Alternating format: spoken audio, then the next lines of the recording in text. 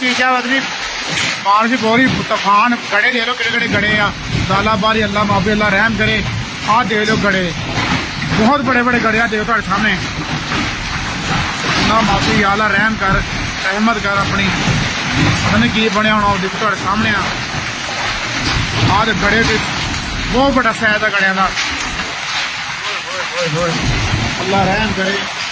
अब देख सकते तुम बारिश की स्पीड तूफान इन्ना स्पीड ना आ चीजा बदनी जी ते गड़े दे लो किड़े किड़े आ रोड़े नाल वड्डे आ गड़े।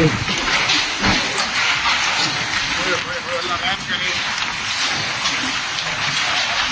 आ दो गड़े बहुत बड़े बड़े गड़े आ गड़े देखो जेड़े आ बर्फ एडी बड़ी पै रही आ।